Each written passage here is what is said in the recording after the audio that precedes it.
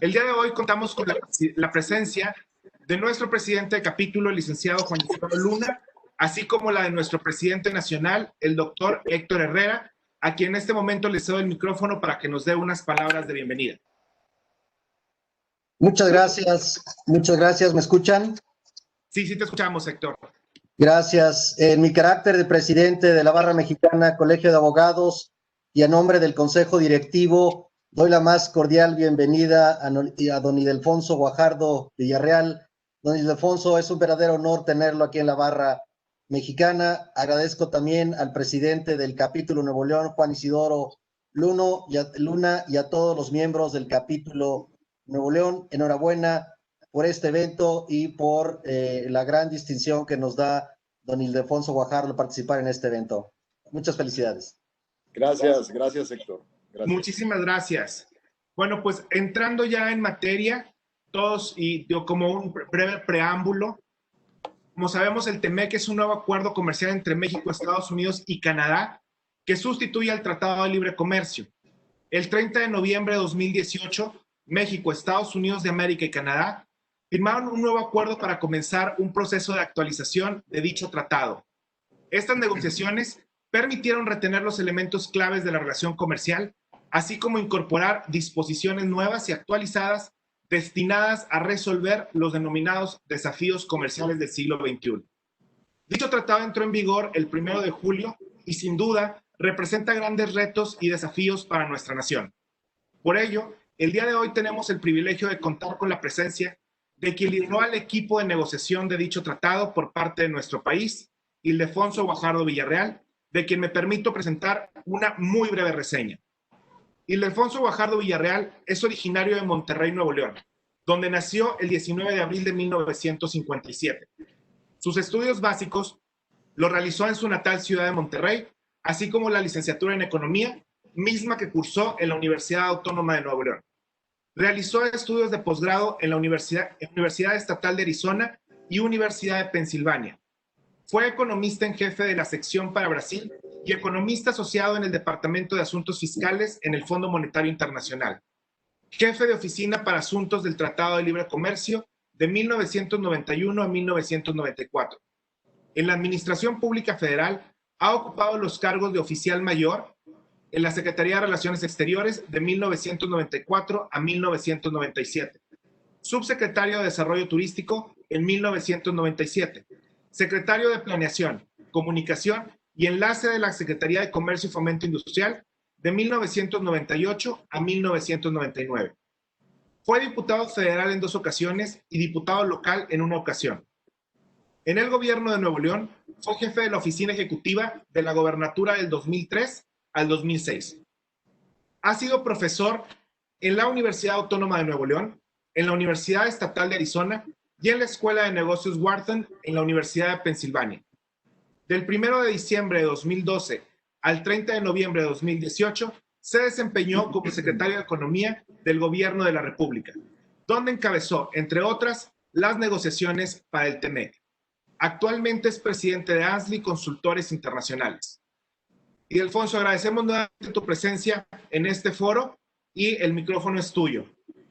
Gracias, Miguel. Muy amable por la invitación y la verdad es, aparte de agradecerte, sin duda también agradecer las palabras de bienvenida de Héctor, presidente nacional, y Juan Isidoro, presidente del capítulo de Nuevo León, también saludarlo.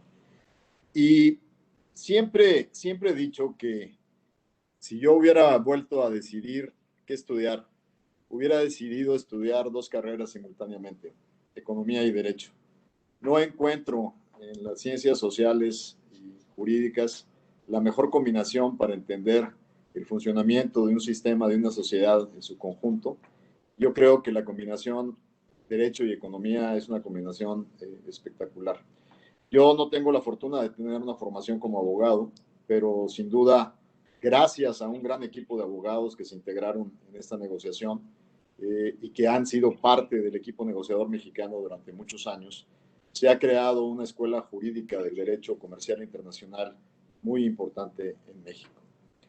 Para poder contextualizar lo que ustedes me pidieron platicar hoy, que son los retos y las oportunidades que nos trae el TEMEC, creo que vale la pena darnos el lujo de poderlo poner en la perspectiva histórica.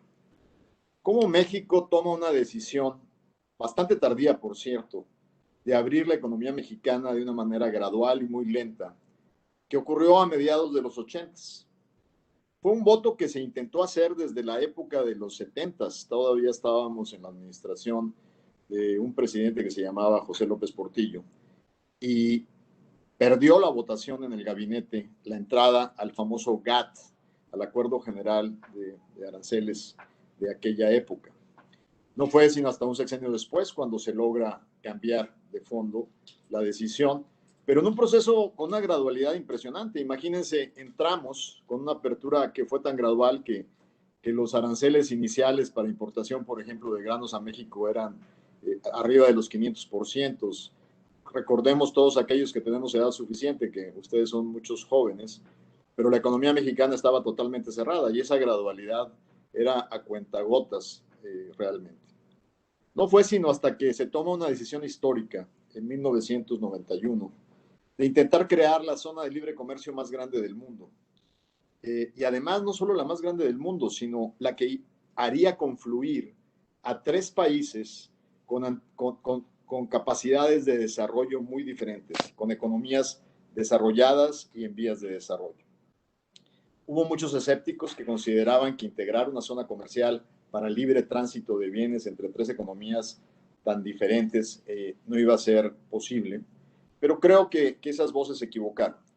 No solo se equivocan, sino que en ese esfuerzo de crear la zona de comercio más grande del mundo, creamos las bases para la reingeniería o la reconstrucción del multilateralismo comercial. Años después fueron los nuevos temas tratados en el NAFTA original, en el TLC de América del Norte, los que sirvieron de elementos fundamentales para crear la Organización Mundial del Comercio. Ese gran reto de hacer esta integración nos llevó, y es muy importante que ustedes como abogados perfectamente lo tienen visualizado, cuando hablamos de un acuerdo de esta naturaleza, generalmente pensamos solo en quitar los aranceles de tránsito de mercancías, llevar a 0 los impuestos que cobramos por importación y exportación. Pero en ese contexto, las implicaciones de un acuerdo son mucho más allá que simplemente la eliminación arancelaria. Y los grandes beneficios que este acuerdo trajo durante más de 2 décadas justamente están fundamentados en todos los elementos de innovación y de cumplimiento y fortaleza de certidumbre en áreas como la protección de la propiedad intelectual, como la posibilidad de paneles arbitrales para dirimir violaciones a los derechos de los inversionistas, como generación de mecanismos de solución de disputas en disputas comerciales que puedan darnos la certeza que no vamos a ser juzgados parcialmente solo sobre la influencia de un solo país. Entonces, un acuerdo comercial lleva un marco de certidumbre para la inversión, lleva un marco de certidumbre para dirimir diferencias. O sea, tener un acuerdo comercial no significa que no vamos a tener diferencias, sino que vamos a tener los mecanismos adecuados para dirimir esas diferencias. Y en ese contexto, cuando México se inscribe en el parteaguas fundamental de la apertura de la economía mexicana, que fue ese tratado, también íbamos en un proceso muy claro de la modernización del marco legal económico mexicano. Porque si nos íbamos a integrar con 2 economías avanzadas, teníamos que darle una mirada al marco económico legal mexicano. ¿Y qué fue lo que pasó en el inicio de los 90s en México? Nos dimos cuenta, por ejemplo, que Estados Unidos nos llevaba con el Sherman Act más de 100 años de adelanto en las regulaciones para poder contener las formaciones monopólicas, para poder luchar contra las concentraciones, los oligopolios y los monopolios. Entonces, en 1992, creamos el Instituto o la Comisión de Competencia Económica. Lamentablemente la creamos desdentada y sin fuerza. Por eso las concentraciones siguieron afectando el despegue de las pequeñas y medianas empresas en México. La primera reforma real con dientes para fortalecer a la Comisión de Competencia Económica. Me tocó hacerla a mí como presidente de la Comisión de Economía conjuntamente con el Senado de la República. Fue en el año 2010 y luego vino a ser reforzada con la reforma de Estado que viene a consolidar a través del IFETEL y de la Comisión los términos de competencia. Así como esto revolucionó el marco legal mexicano, también revolucionó la ley de protección intelectual, de protección industrial, la ley de derechos de autor, revolucionó todo el marco de certidumbre legal que acompaña a la economía. Creo que incluso habría que reconocer que muchos economistas falsamente creímos en ese momento que la incorporación de México en el entorno global iba a ser suficiente para hacer un pool, hacer un estire de la modernización de la certidumbre jurídica de México en el contexto de esta apertura. Creo, ex post, que le apostamos demasiado a que solo fuera la apertura y la integración multilateral la que modernizara los marcos jurídicos mexicanos en toda su extensión. Y hoy, en vista retrospectiva, nos damos cuenta que los procesos de reforma y transformación del sistema legal mexicano necesitaban una visión mucho más completa, más allá simplemente del estire que le estaba haciendo la apertura económica. Y claramente, y ahí es un análisis personal y asumo esas conclusiones, durante demasiado tiempo este país, por 70 años, estuvo en un sistema monopartidista, con poder absoluto, sin check and balances, sin equilibrios entre poderes, en donde de alguna manera el Ejecutivo, sea estatal o sea federal, por mucho tiempo se impuso, e incluso todavía estamos en ese riesgo, sobre las decisiones, el Ejecutivo se impuso sobre las decisiones del judicial y en muchos casos del legislativo.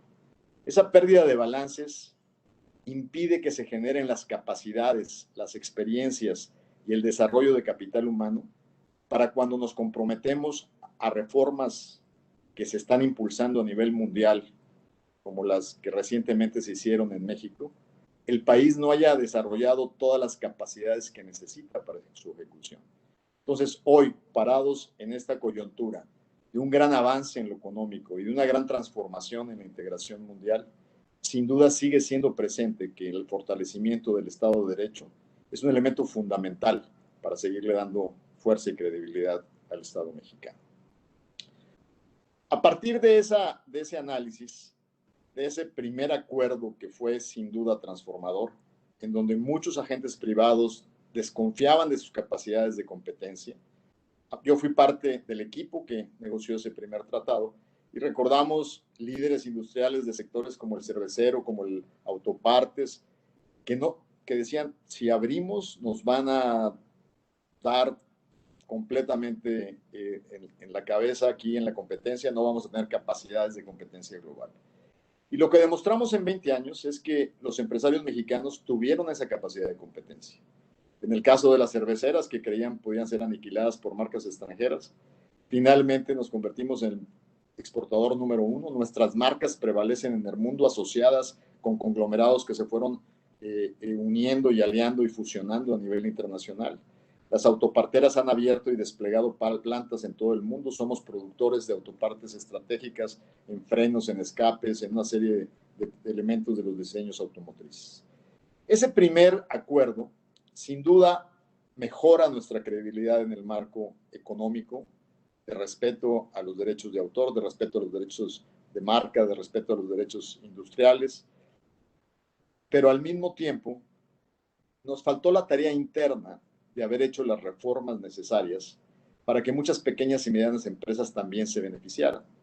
Al no haber hecho la reforma energética en el momento que hicimos el primer acuerdo, al no haber hecho reformas profundas en la operación del sistema financiero, pequeños empresarios que no tienen acceso a fuentes de crédito internacional tenían que pagar tasas diferenciales de interés muy diferentes a las de sus competidores simplemente en Texas, o pagar recibos de electricidad en planta que eran superiores a los de su competencia en otras partes. Todo ello claramente se intenta solucionar con el paquete de reformas que llegaron 2 épocas después. Pero cuando se analizan los tremendos beneficios positivos del acuerdo, nos damos cuenta que sí, generó una gran cantidad de oferta laboral, trabajadores cada vez más preparados, más capacitados, sin duda inversiones fundamentales, incrementos estratosféricos en las exportaciones. El país se convirtió en la plataforma más importante de manufacturas sofisticadas y complejas en América Latina, pero cuando analizamos la participación de las pequeñas y medianas, que son el corazón de las economías en todo el mundo, estas estuvieron menos beneficiadas en el proceso. ¿Por qué? Porque insumos estratégicos estaban concentrados por monopolios, sobre todo en nuevas tecnologías, en telecomunicaciones. Entonces, las rentas monopólicas succionaban lo que podía ser el espacio para el desarrollo del pequeño y mediano emprendedor. En este contexto, claramente, el paquete de cambios nos llevaba a un acuerdo que, siendo excelente, habiendo atraído inversión extranjera, habiendo cambiado la geografía económica del país en el centro-occidente, en el centro, pero al mismo tiempo había dejado relegado una parte del país. Una parte del país que no tenía las capacidades de beneficiarse de este esfuerzo de integración a la comunidad internacional. El sur-sureste prácticamente estuvo borrado de los beneficios de esta incorporación. Incluso la parte agropecuaria que se revolucionó a cultivos intensivos en mano de obra, se concentró sobre todo en estados de exportación de tomate, de productos frescos, de espárragos, que están fundamentalmente concentrados en el centro-occidente y en el norte y en el noroeste del país, noroeste del país. Ahora, el tratado en sí mismo, sin duda, es una pieza que había que mejorar, había que facilitar, había que hacerlo más eficiente. Nuestra agenda con la administración Obama fue una agenda enfocada a ello, pero al mismo tiempo, cuando empezamos a analizar por qué el primer NAFTA pasó por un proceso de debilitamiento en los consensos políticos, pues es muy fácil analizarlo desde su integración. Recordemos que el primer acuerdo fue negociado en su sustancia por George Bush padre, y Clinton como candidato lo atacaba.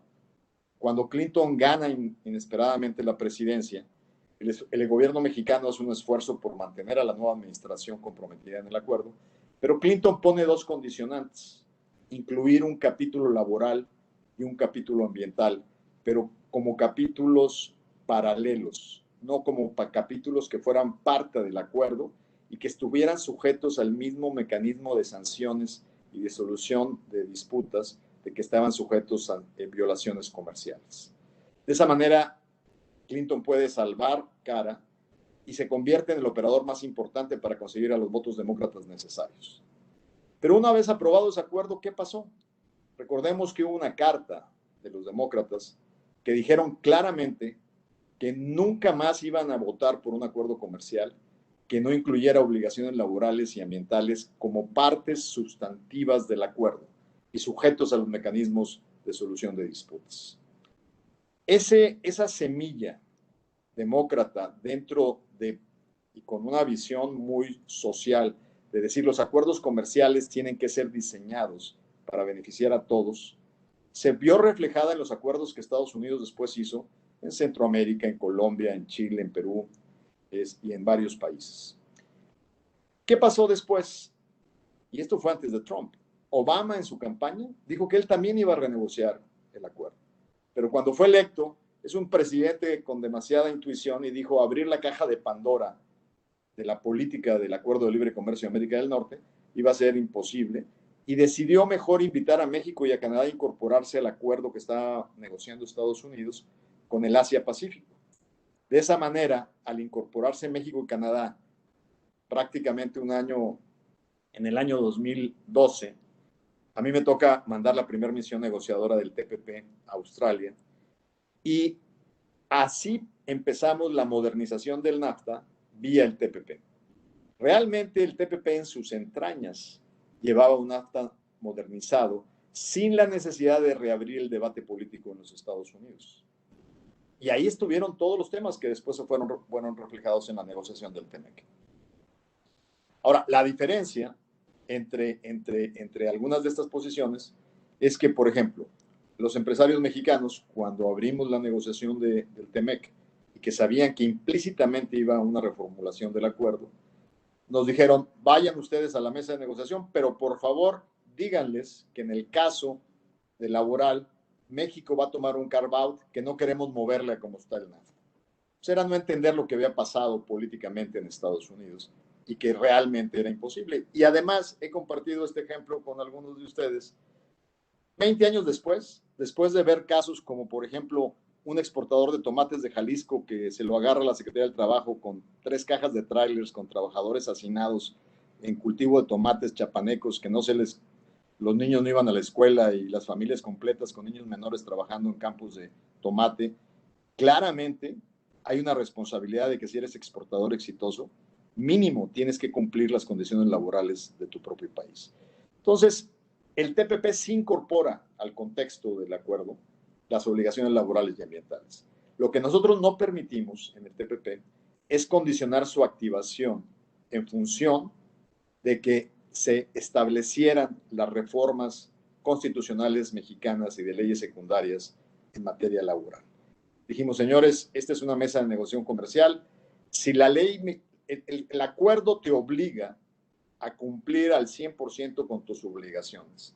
Si ustedes consideran que la ley mexicana es muy permisiva, por ejemplo, de lo que ellos observan como contratos laborales a modo o algún tipo de cosas como las juntas de arbitraje laborales estatales que no son parte de un sistema judicial per se. O sea, había una serie de críticas que decían no es suficiente que México se comprometa porque durante muchos años ha habido contratos colectivos que no son revisados por los trabajadores. Entonces, esa crítica estaba desde la administración Obama, pero nosotros no permitimos cruzarla con la negociación comercial. Y eso fue parte de lo que fueron las consultas famosas de la justicia cotidiana que se dieron en México y que derivaron en la reforma constitucional laboral que después llegó claramente a crear nuevas instituciones y transitar de la justicia de los tribunales tripartitos a la justicia laboral. Ahora, estando en este proceso, se da algo totalmente inesperado. La llegada a la presidencia de Estados Unidos de un candidato que era improbable. Y un candidato con una visión totalmente distinta del mundo a lo que el liderazgo norteamericano había impulsado. ¿Por qué la necesidad de sentarnos a la mesa?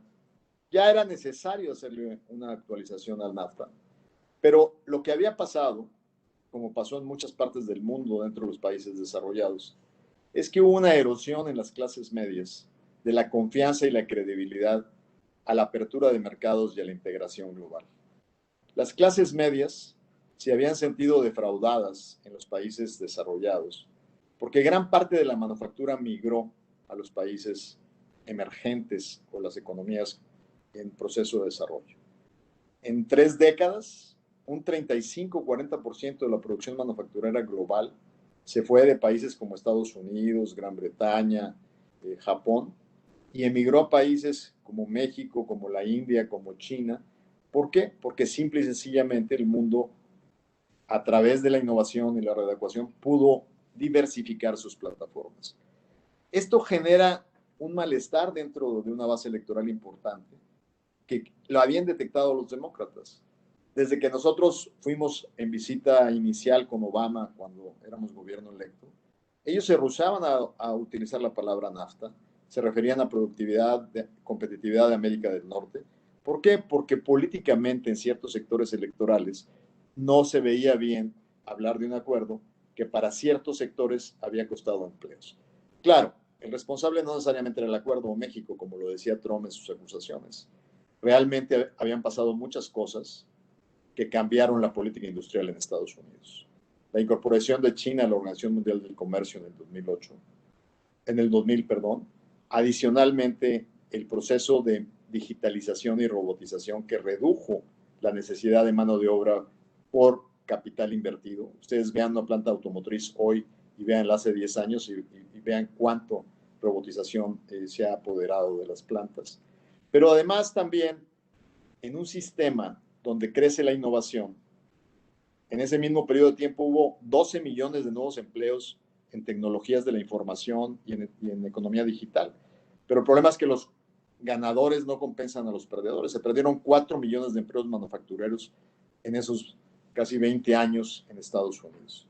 Entonces, electoralmente ya era, como yo le digo, kriptonita el tema del acuerdo. Donald Trump, que construyó una candidatura en ese sentido, obviamente veía la vulnerabilidad y la usó con una visión totalmente anticuada del comercio. Entonces era un gran riesgo. Primero prometió que iba a tirar a la basura el TPP y así lo hizo. Y con ello tiró la modernización, digamos, por la puerta de atrás del acuerdo de libre comercio en América del Norte. Pero también amenazó con que si no renegociaba favorablemente el NAFTA, iba también a tirarlo a la basura. Había poco entendimiento de cómo funciona el comercio internacional y cómo funciona la integración de las economías. Nuestra primera parte del reto fue una parte muy difícil. La primera parte tuvimos que lidiar con un grupo de gobierno en transición que incluía un asesor para comercio internacional que venía de la Universidad de Berkeley y que es anti-libre comercio, que se llama Peter Navarro, y el secretario de Comercio, Wilbur Ross, que a pesar de que es un industrial que ha hecho miles de millones de dólares en negocios internacionales, pues tenía mucho esta convicción de, sin conocer el funcionamiento de la economía y del comercio internacional, tenían posturas totalmente lunáticas, como que México se comprometiera a eliminar el déficit comercial que Estados Unidos tiene con México a través de venderles menos y comprarles más, como si uno pudiera influir en los agentes económicos, que pusiéramos artificialmente los salarios en el sector automotriz, que no utilizáramos los mecanismos de la OMC del multilateralismo comercial. Total, una serie de aberraciones.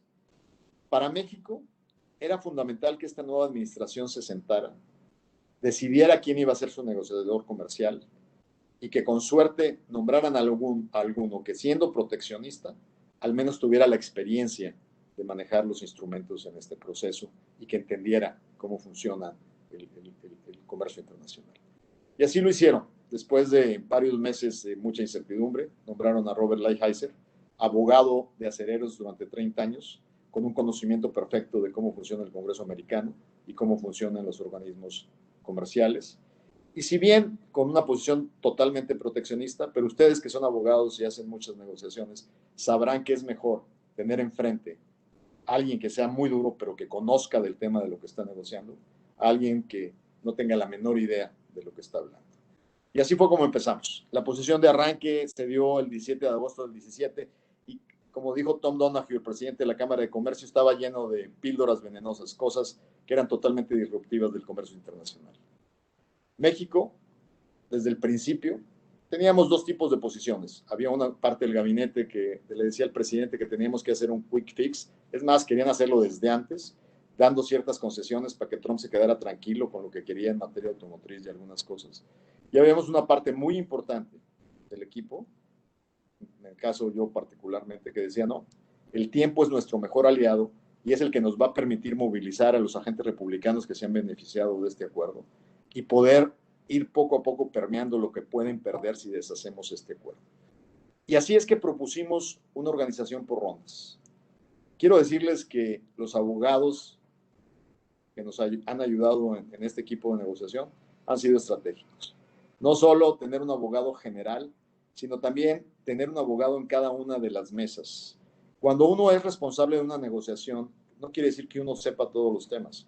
Uno se acompaña de un equipo de primer nivel de todas las instituciones del gobierno mexicano que están incorporadas en la negociación. Desde los organismos autónomos, representantes del Banco de México, de la Comisión Federal de Competencia Económica, del IFETEL, porque estás negociando servicios, estás negociando elementos demasiado sensibles.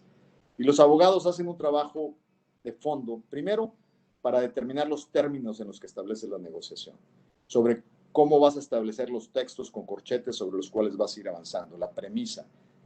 Una negociación puede ir mal desde el momento que defines cuál va a ser el mecanismo sobre las bases que vas a discutir en los puntos donde están las diferencias, la falta de acuerdos. Y en ese sentido, creo que ese trabajo lo logramos posicionar convenciendo a nuestras contrapartes de que lo primero que necesitaba NAFTA o el TLC de América del Norte era modernización. nos pasamos 8 rondas, que fue prácticamente todo el 17, introduciendo a un acuerdo que llevaba 20 años de obsolescencia, temas como comercio electrónico, como tecnologías de la información y la comunicación, todo lo que es la nueva tema de patentes en medicinas biotecnológicas, o sea, ir enriqueciendo un acuerdo que de por sí ya estaba muy nutrido en términos de la relación económica entre los 3 países, pero ir ganando tiempo para darle tiempo a que estas píldoras venenosas pudiéramos cabildearla por diferentes frentes. Era increíble. Su propia industria estaba en contra de visiones que ellos tenían en la industria automotriz. Su propio Congreso republicano no entendía las posiciones de la Casa Blanca porque llegaban desde una perspectiva mercantilista. Total, fue 18 cuando realmente le entramos a los temas torales y entendíamos una cosa muy sencilla. El líder en el lado de Washington es un hombre con olfato político y de reacción, pero con muy poco entendimiento de la complejidad de las cosas. Y en ese simplismo había que identificar cuáles eran realmente aquellos puntos que le pudieran interesar para poder llegar a equilibrios y no romper el libre comercio en América del Norte. Y ahí entendimos que de la posición original, por ejemplo, de Peter Navarro, que decía, no, lo primero que tenemos que hacer en este acuerdo es que nadie fuera de América del Norte se beneficie de él. En este acuerdo hay una parte importante que es las reglas de integración o las reglas de origen. Para que pagues 0 arancel, ¿qué porcentaje de tu producto tiene que ser hecho con partes de América del Norte? Bueno, la posición de Navarro era que hay que irnos a 90 y 100%, eliminar a 0 lo que venga de Corea o eliminar a 0 lo que venga de China. Ustedes saben que en una economía global especializada eso casi es imposible. Eso es darte un balazo en la competitividad. Finalmente, el resultado de esa negociación, por ejemplo, gracias a manejar el tiempo de una manera interesante y cómo movilizar a los aliados republicanos en Estados Unidos, de 12,000 reglas de origen terminamos negociando 5. Autos, aceros, fibra óptica, vidrio, y me falta una, petroquímicos. Esas 5 reglas, fundamentalmente 3 de ellas, la industria mexicana estaba encantada por el proceso. Las que fueron muy difíciles fue automotriz y la parte, sobre todo, siderúrgica dentro de automotriz. Pero logramos los equilibrios para entender que la política comercial norteamericana cambia con respecto al mundo y que lo que más le debe interesar a México es mantener su interés en un mercado de 20 millones de vehículos comprados al año dentro del esquema de Estados Unidos. A cambio de entender ese trade-off dentro de un sector estratégico que nos mantenía dentro del mercado, garantizaba el gran crecimiento que tuvimos los últimos 6 años en el sector automotriz y nos compraba una protección, inclusive hasta acciones como la 232, una medida por motivos de seguridad nacional de imponerle aranceles a los autos del 25%. Ahí vía una carta paralela bien redactada por abogados, logramos una protección, inclusive guardando un crecimiento hasta del 40% en la actual exportación automotriz de México a los Estados Unidos. Dentro de ese contexto, ¿qué se preserva? Se preserva el horizonte de planeación del acuerdo.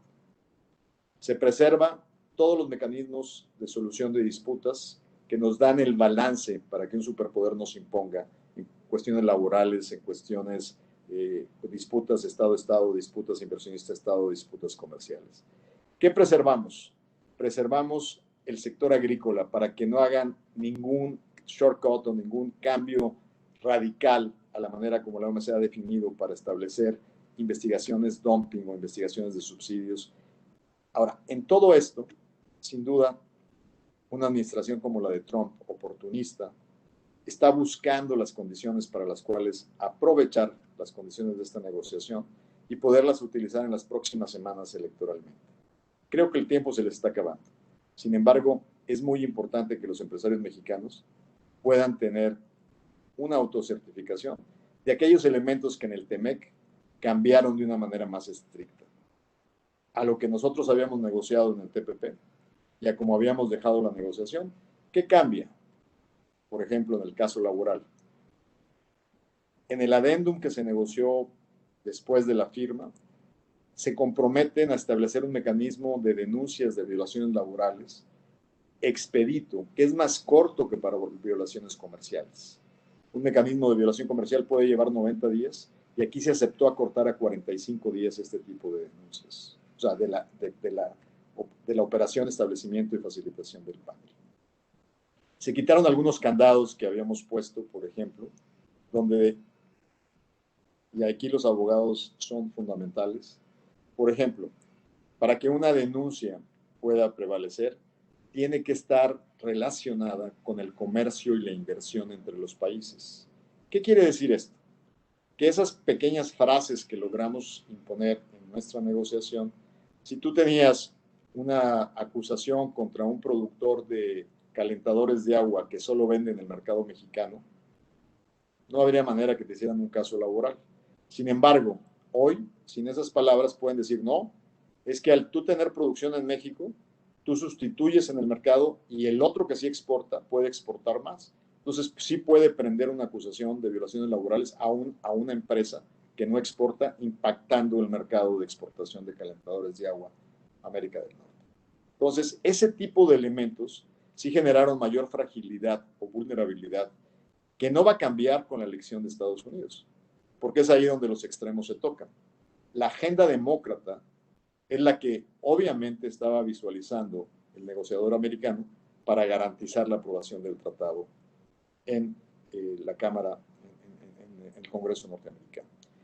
En fin, esta apreciación nos lleva a que el nuevo acuerdo TEMEC, yo diría que tiene 5 elementos fundamentales que hay que destacar. El primero, la modernización, que ya la comenté.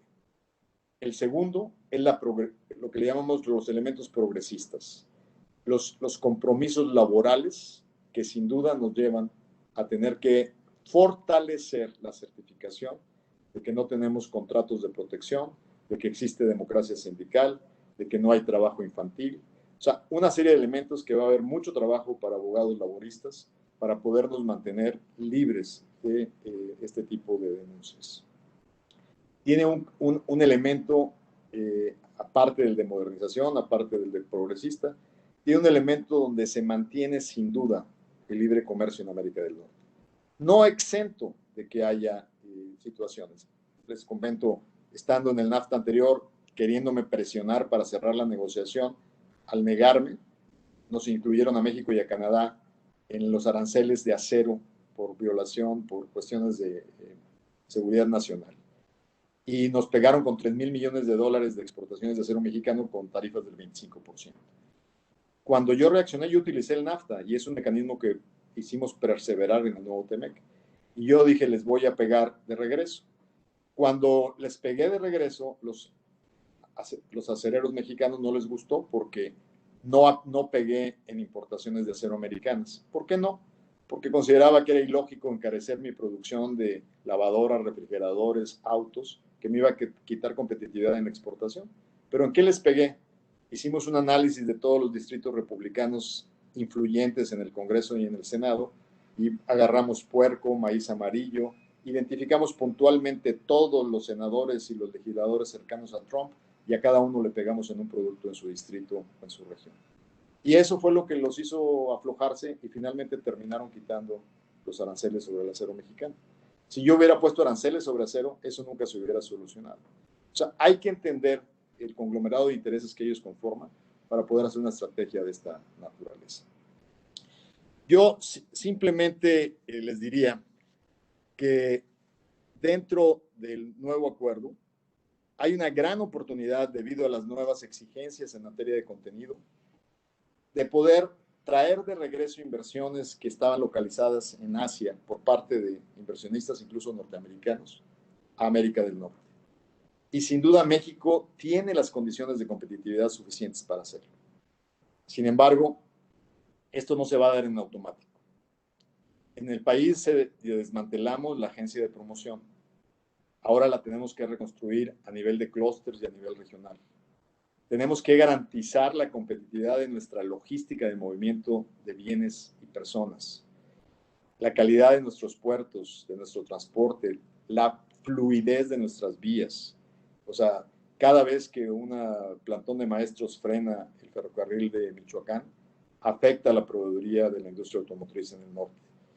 Todos estos elementos son fundamentales para que esta posibilidad de atraer inversión y generar empleo a partir del nuevo TEMEC pueda funcionar. Necesitamos garantizar que de regresar estas inversiones, su mejor lugar de competitividad es justamente México.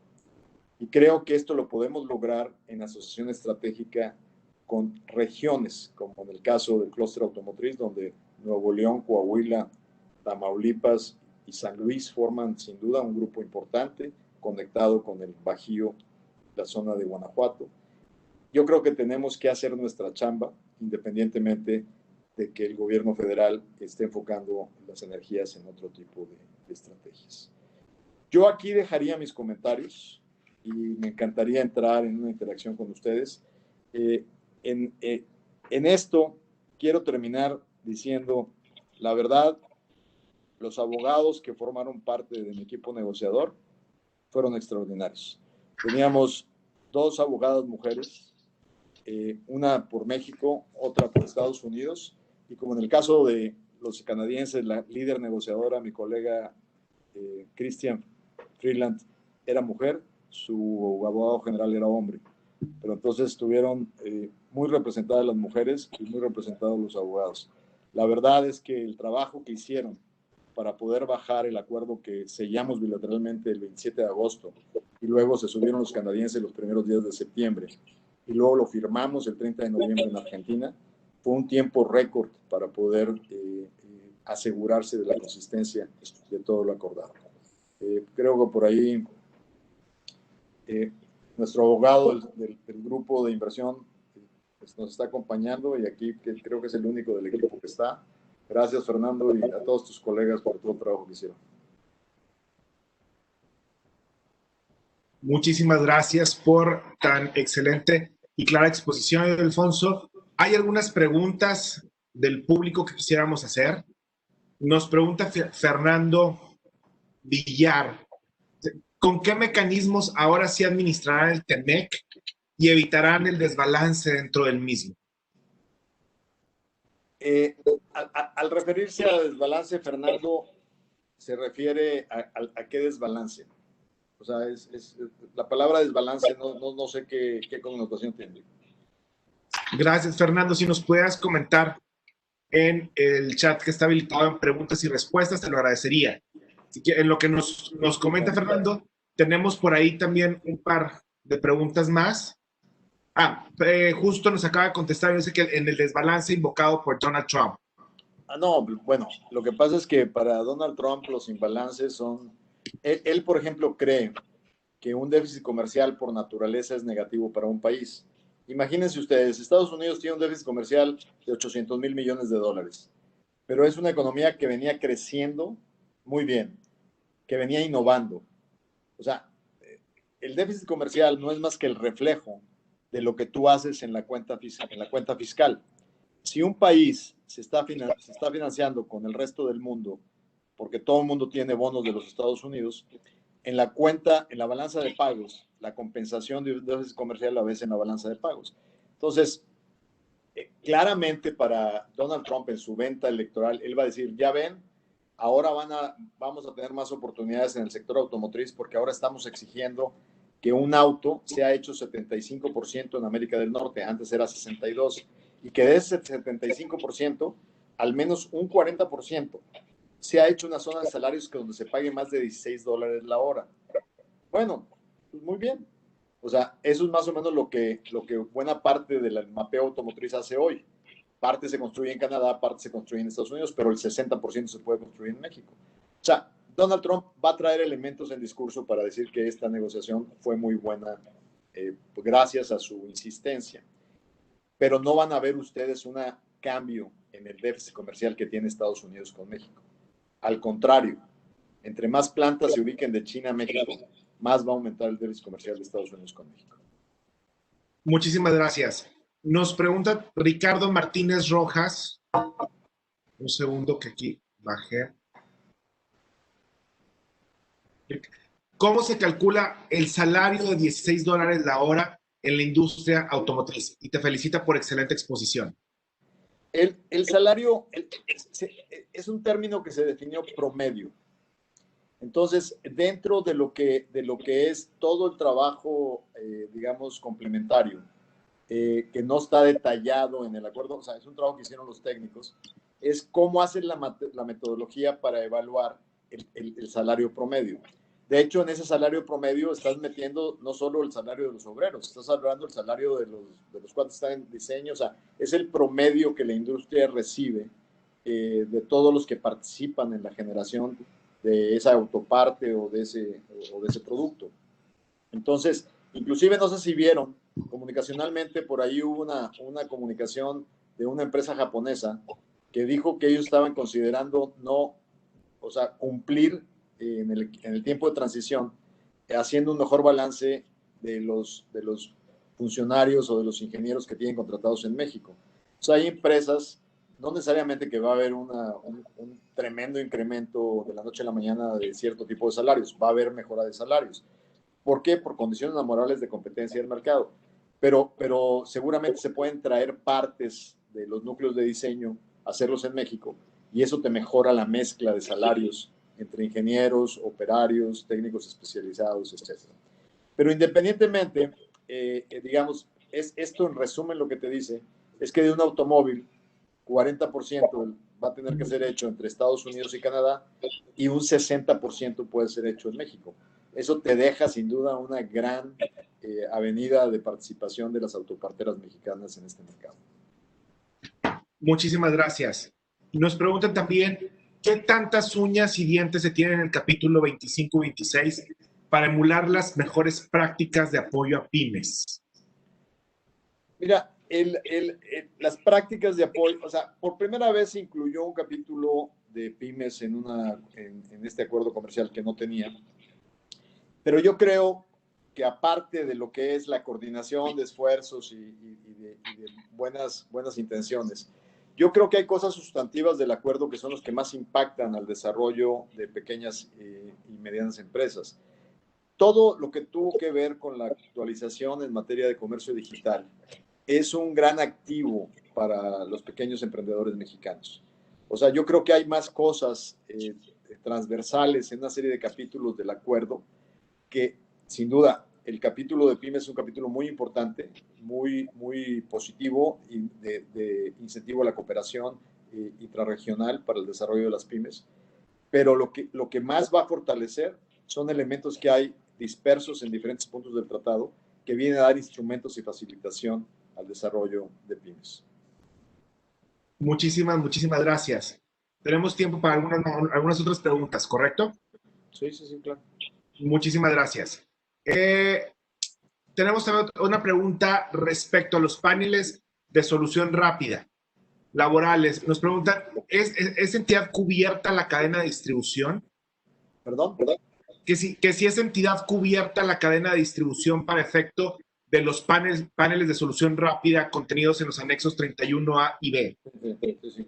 O sea, está hablando la cadena de distribución, está hablando, por ejemplo, si hay una violación, la violación laboral tiene que estar ligada a la empresa que, o sea, si tú estás exportando un coche y ese coche trae autopartes y hay un alegato que una organización, una empresa de autopartes que van incorporados en ese coche de exportación está haciendo violaciones laborales, en este caso, o sea, tú pudieras pedir el establecimiento de un panel expedito para poder dirimir esa acusación. Ahora, hay un listado corto de industrias que como que las pusieron de enfoque, donde está autopartes, minería, etcétera, están perfectamente descritas. Esas son las que entiendo, la Secretaria de Economía y la Secretaria del Trabajo están trabajando con el Consejo Coordinador Empresarial para poder asegurarse que las tienen controladas y que están trabajando en esquemas de certificación con las empresas para que no haya sorpresas en ninguno de estos casos. O digamos, ese es el término del alcance. No sé si entendí bien la pregunta, pero digamos, tú no tienes que ser exportador directo. Si eres exportador indirecto, también te alcanza esta regulación. Muchísimas gracias. Pregunta Gerardo Prado. ¿Qué tanto riesgo ves en el proceso de inspección de condiciones laborales en México por la intervención de sindicatos norteamericanos. Ese es el gran problema. O sea, yo creo, a ver, yo creo que desde el punto de vista de principio, cualquier tema que nos ayude a fortalecer los derechos laborales de la manera correcta y que mejore el balance de beneficios al sector laboral está muy bien, está perfecto. El tema es el uso inapropiado de excusas laborales, primero para hacer una intromisión de sindicatos extranjeros en México. O sea, los Teamsters y los sindicatos canadienses están muy enfocados de tratar de meterse al esquema sindicalista. Como en Estados Unidos ha caído la afiliación sindical, los sindicatos se esfuerzan por abrir sus capacidades de influencia. Sin embargo, por eso es muy importante el cumplir con las obligaciones laborales son nuestras propias leyes, no la imposición de ningún tipo de marco legal extranjero. Pero al mismo tiempo también es importante que recordemos que en el contexto nacional, los estados tienen una gran influencia en términos de justicia laboral.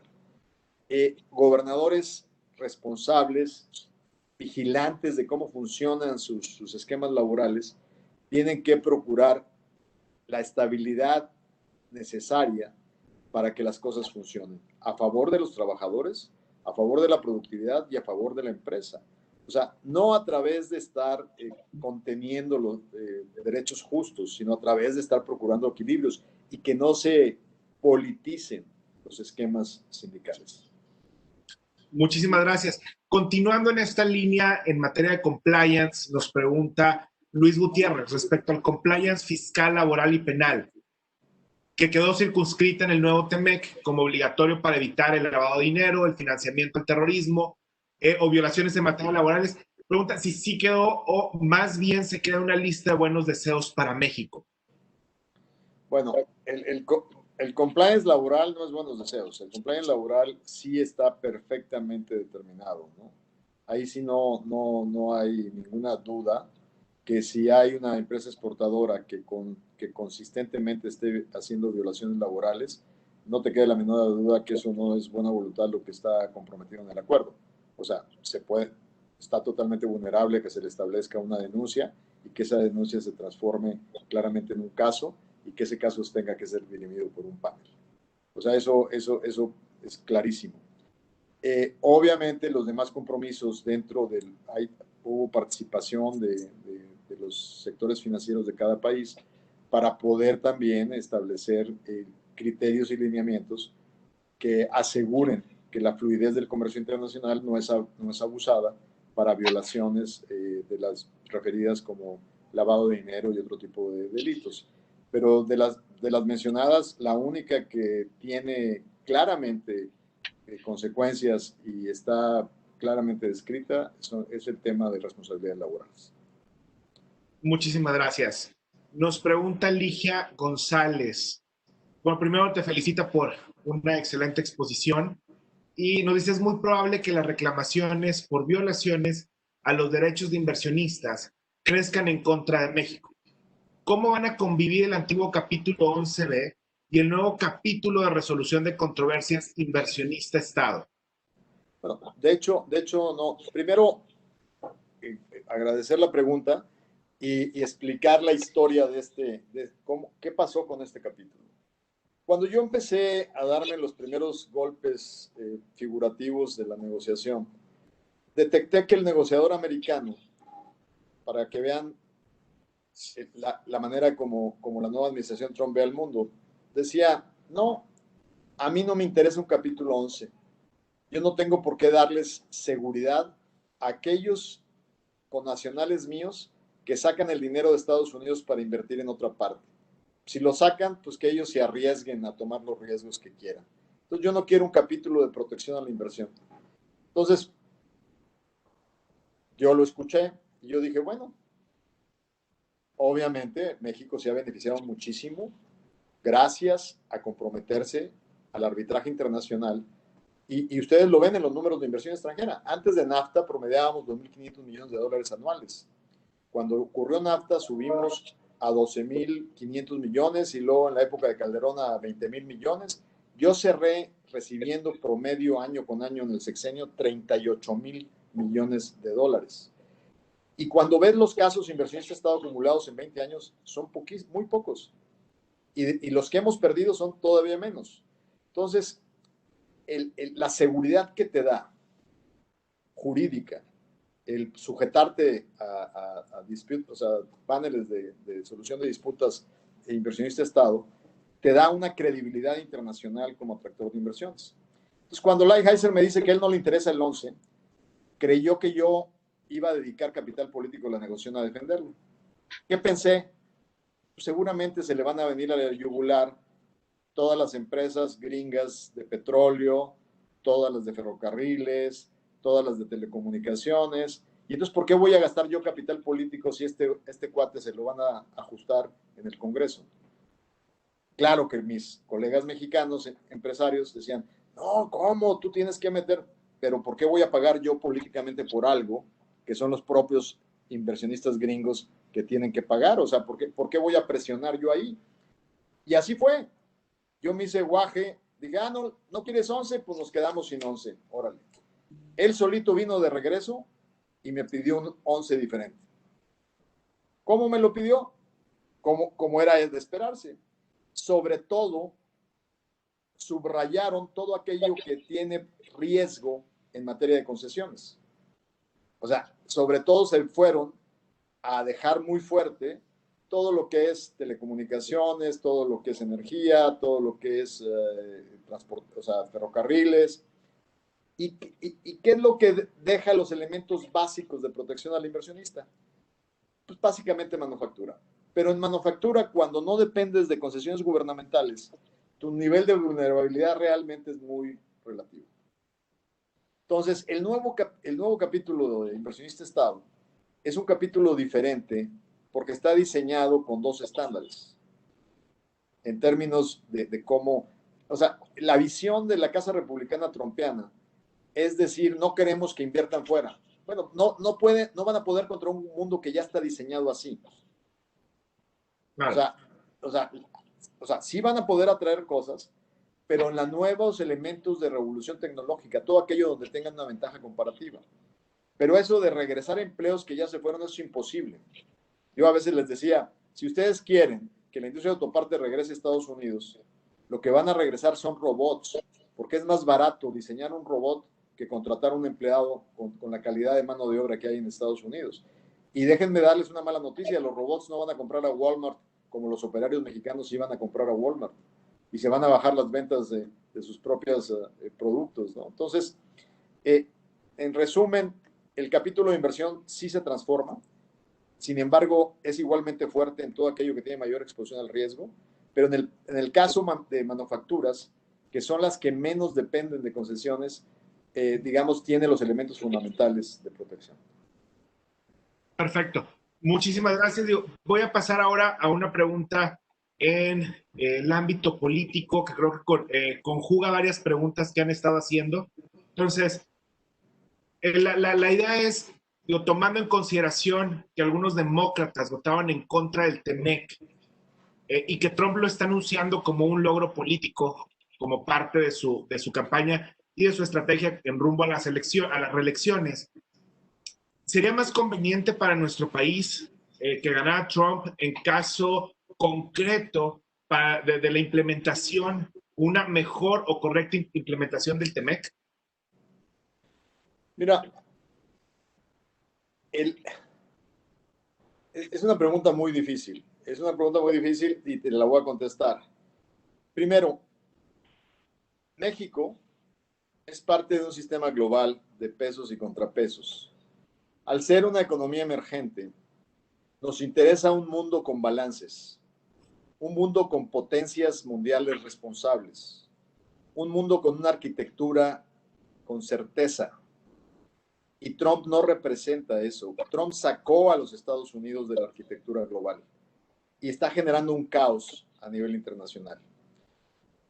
Yo te pudiera decir simplistamente de que conociendo a Trump, seguramente lo que nomás nos conviene, de punto de vista egoísta, para que no se nos abran más frentes, es que gane Trump y ya este es uno malo, malo, pero conocido y que sabemos cómo lo podemos torear.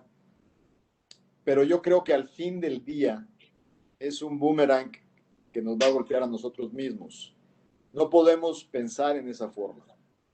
La ventaja de un nuevo liderazgo en Washington es que puede tener una visión de reponer el liderazgo de Estados Unidos en el terreno internacional y darle más certidumbre a la conducción del mundo. Sí, Biden no pone en riesgo en absoluto el acuerdo, porque este acuerdo fue votado por los demócratas, pero sí va a cambiar el tipo de presiones que vamos a tener en la agenda bilateral. Vamos a tener más presiones en temas de derechos humanos, de derechos laborales, de temas ambientales, porque la agenda demócrata sí es. La agenda republicana es distinta y es más simplista. Pero yo te diría que no importa quién gane, la agenda bilateral México-Estados Unidos es ya tremendamente compleja. Y no porque haya ganado Trump, es tremendamente compleja porque es un fenómeno global. Los electorados están desorientados en función de qué significa para ellos el esquema de globalización.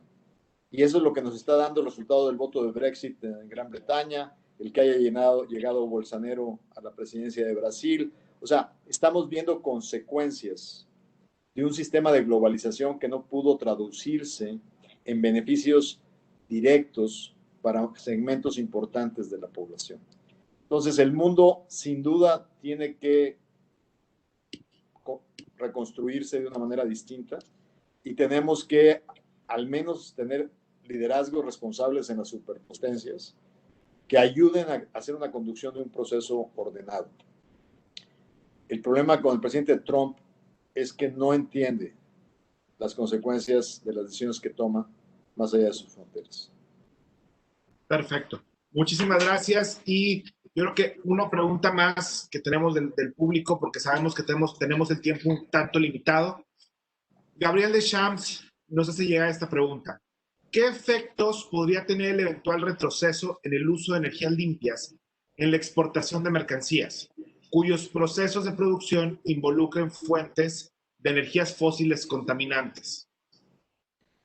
Mira, el tema aquí claramente, una de las cosas interesantes es que la administración Trump, podrán ustedes entender que no tenía ningún interés de hablar de calentamiento global. O sea, si aquí vamos por un camino no muy adecuado en materia de energías alternativas, allá Trump andaba peor, o sea, abriendo el camino para minas de carbón y una bola de cosas, también echando para atrás los avances que habían hecho los demócratas en materia de energías limpias. Y así es que el acuerdo hacia los mercados que más nos interesan no tiene grandes limitantes desde el punto de vista de esquemas productivos. Sin embargo, obviamente, están claramente definidos aquellos acuerdos globales que tenemos que respetar. Creo que se llaman los famosos MUMAS, ¿no? Los acuerdos multilaterales en materia ambiental. Y ahí lo que hicimos fue estandarizar aquellos que estábamos comprometidos los tres países, pero recuerden que Estados Unidos es el país que menos se ha comprometido con acuerdos multilaterales de tipo ambiental. Entonces, no tendría yo una gran preocupación en corto plazo, a menos de que llegáramos a extremos de condiciones de uso de energías contaminantes que transformen radicalmente los esquemas productivos, pero creo que no es una parte que nos va a llevar a una gran preocupación. Yo me preocuparía más por los temas laborales. Muchísimas gracias. Y bueno, como última pregunta por el tiempo, ¿considera que el nuevo marco normativo en materia de propiedad intelectual es suficiente y obedece al fortalecimiento de las empresas mexicanas que pudieran aprovecharse de ellas, o bien únicamente se buscó homologar el marco normativo estadounidense con el nuestro?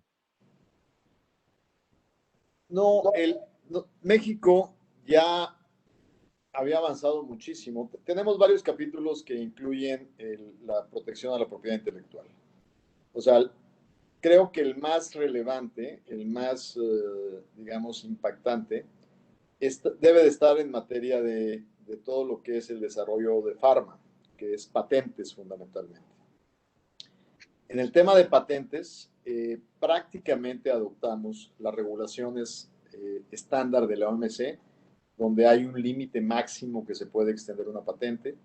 Se consideraron elementos en farmoquímicos que ya veníamos practicando.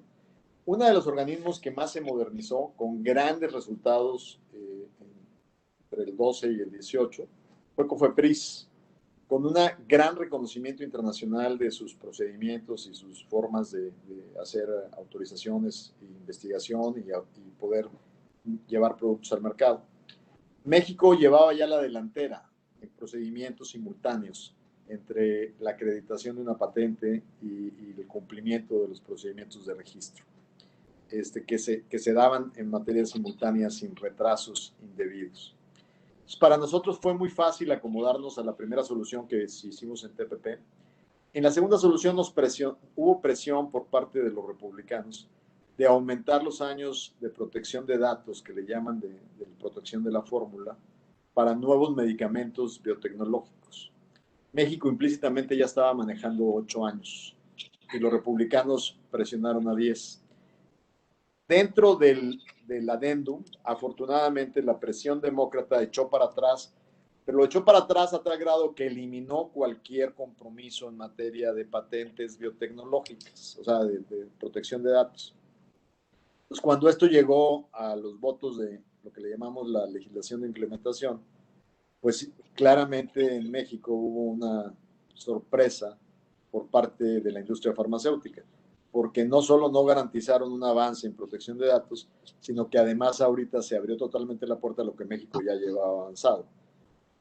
Yo siempre he dicho que en materia de patentes, sobre todo farma, la famosa frase cotidiana que decimos en todo México, ni tanto que queme al santo, ni tan poquito que no lo alumbre. Si nos vamos al extremo de no incentivar la innovación, nos damos un balazo en el pie. Perdemos posibilidades de ser sede de desarrollos y de pruebas y de posicionamiento en mercado de medicamentos avanzados. Les doy un ejemplo. Cuando uno va a un país que no respeta patentes, yo lo acabo de hacer en Sudamérica, un país, antes de la pandemia, y me dio una alergia tremenda y fui a buscar productos para contener mi alergia y las marcas que conseguí eran medicamentos que yo usaba hace 15 años en México. No pude usar lo que hoy uso en México, porque como esos países no respetan patentes, las empresas desconfían de esos mercados. Entonces, sí hay un equilibrio entre tampoco darles demasiadas facilidades para que roben a los consumidores y a los pacientes, pero también no hay que ser gandallas y quitarles la posibilidad de una retribución justa a la innovación y el desarrollo. Perfecto, muchísimas gracias. Nos llega por ahí una última pregunta que me gustaría hacer sobre, teniendo en cuenta o teniendo ya muy de frente las elecciones en Nuevo León, ¿cómo puede nuestro estado impulsar y beneficiarse del TEMEC? Ya muy en particular Nuevo León. Nuevo León está súper posicionado en el sector de exportación de manufacturas de alto nivel. Gran parte del empleo generado en Monterrey depende del sector exportador. Creo que tenemos grandes posibilidades y aquí es donde yo aconsejo que independientemente de lo que haga o deje de hacer el gobierno federal, las autoridades estatales hagan un programa de promoción conjuntamente con los desarrolladores de parques industriales, con los diferentes clústeres del Estado, para salir agresivamente a buscar relocalización de inversiones de Asia hacia Monterrey. Yo creo que tenemos que aprovechar esta oportunidad al máximo de seguir generando condiciones de seguridad, de física y personal, de rediseñar los esquemas educativos a partir de esta pandemia con la educación en línea y seguir construyendo recursos humanos de alta calidad. O sea, hay toda una agenda que se puede desarrollar a nivel local de la mano de los empresarios para poder hacer de Nuevo León uno de los centros más poderosos en atracción de nuevas inversiones. Muchísimas gracias. Gracias. Muchísimas gracias, Ildefonso, por tan clara y puntual exposición. Le cedo la palabra a nuestro presidente del capítulo, Juan Isidoro, por si tuviera algunas palabras para cerrar. Muy buenas tardes, Ildefonso, ¿cómo estás? Muchísimas Bien, gracias. qué gusto saludarte. Igualmente, señor. Muchísimas gracias por tu magnífica exposición, por tu generosa disposición para apoyarnos aquí en el capítulo, por tus agraciados conceptos para los abogados. No es sencillo encontrarlos en este medio, y menos de alguien tan distinguido como tú. Muchísimas gracias por lo que nos toca a todos. Aquí estamos todos muy entusiastas y muy activos tratando de impulsar todos estos conceptos que has vertido, tratando de colaborar con la inversión y ayudar en lo que nos toca como abogados a respetar precisamente el Estado de Derecho, para facilitar las inversiones que todos sabemos que son fundamentales para el desarrollo de nuestro país, nuestro Estado, que tanto queremos, que tanto quieres. Estamos convencidos de ello. Muy agradecido, en verdad, Ildefonso, muy agradecido con tu presencia, y las puertas están abiertas para ti cuando quieras. Le quiero ceder la palabra a Héctor, nuestro presidente nacional, para que cierre el evento. Muchísimas gracias de nuevo por tu generosidad. Gracias. Gracias por la invitación.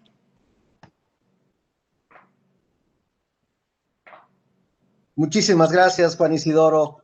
Don Ildefonso Guajardo, muchísimas gracias por esa brillante presentación. Es muy agradable ver un poco de luz en el túnel, particularmente en una administración en la que, por lo menos en la opinión de la mayoría de los barristas, las políticas públicas en materia económica no son las mejores ni las más apropiadas para este país. Sin embargo, creo que el TEMEC es una oportunidad muy interesante para que el sector privado y en el ámbito estatal se puedan hacer actividades sumamente interesantes, y coincido con independencia de lo que haga el gobierno federal. Lo comento porque la Barra Mexicana se ha pronunciado en varias ocasiones en contra de políticas públicas que se han implementado, en contra de varias leyes con las que no estamos de acuerdo, y seguiremos levantando la voz porque creemos que el deteriorado Estado de Derecho está empeorando y no está mejorando. Y el tema de la economía de alguna manera tiene un impacto directo en el comportamiento social, en la delincuencia y otros efectos que debemos revertir, y ciertamente seguiremos impulsando un mayor desarrollo económico. Yo celebro que se toquen estos temas como el TEMEC, que verdaderamente generan esperanza para el empleo, para el crecimiento económico, y pues la mejor de las suertes en los próximos años, porque las perspectivas económicas no son las mejores en nuestro país, pero oportunidades como este Tratado de Libre Comercio y todo lo que representa en estudio, involucramiento de abogados y otros sectores va a ser sumamente interesados.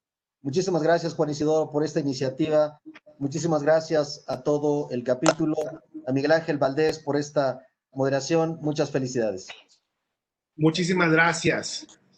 Ildefonso, no me resta más que agradecerte a nombre del capítulo Nuevo León de la Barra Mexicana Colegio de Abogados, y en particular a título personal, tu gran disposición por habernos brindado tan brillante exposición. Gracias por la invitación. Gracias. Muchas gracias. Agradecemos a todas y todos los asistentes a esta plática, y los invitamos a seguirnos en nuestras redes sociales para conocer acerca de nuestros próximos eventos. Muchísimas gracias.